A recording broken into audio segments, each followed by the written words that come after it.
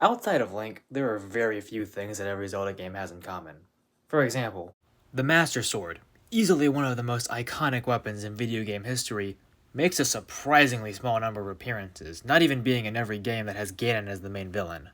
The Triforce is basically the series logo, and even it skips a couple entries.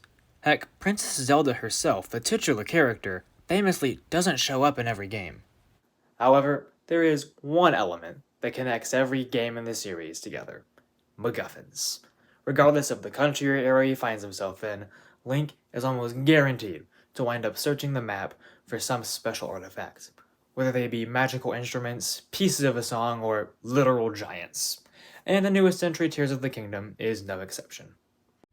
But when I was playing through the game, I noticed something that separates the Secret Stones from a lot of the rest of Link's souvenir collection, and that's the amount of power they seem to hold. Getting his hands on just one of these rocks transformed Ganondorf into what seems to be the strongest version of the character so far.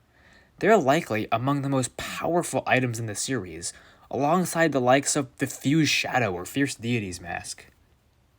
The thing that stuck out most to me, though, was how it altered Ganondorf's appearance. Take a look at this new design and compare it to how he looked in earlier entries in the series, or better yet, at other points in this very game. Notice the alterations to his hair, growing to Super Saiyan 3 lengths and changing to a much brighter and more vibrant shade of red. Also take a look at the pattern that the malice forms across his body, especially on his arms. Even the place on his chest that the patterns stop. All of these design choices are very reminiscent of Demise.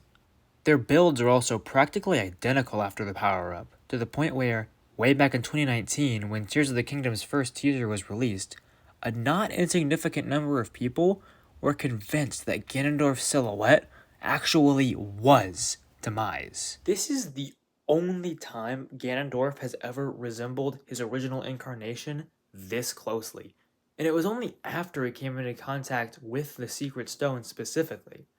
But why? Well, I think I have an answer, and it may have some pretty awesome implications for one of the coolest elements in the Nintendo Switch duology for Zelda.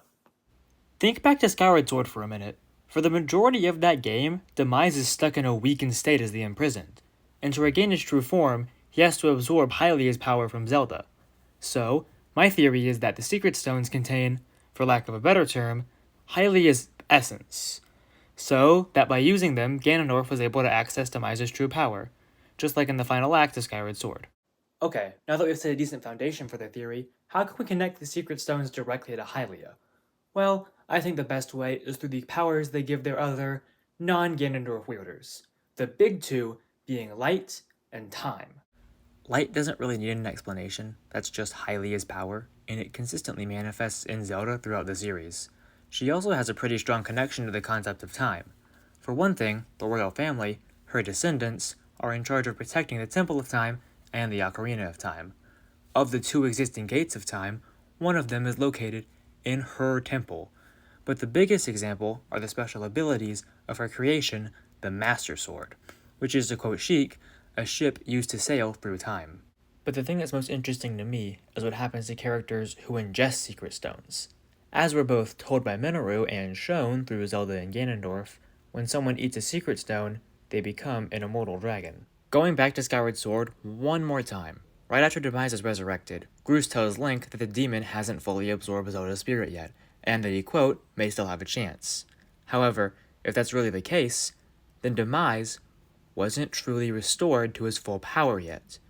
So maybe, if he had had the chance, Demise could have ended up taking the same demon dragon form as Ganondorf at the end of Tears of the Kingdom. And that's about all I got for this theory. So until next time, ladies and gentlemen, I'm the Hyrule Historian, and I'm gonna go touch grass. See ya.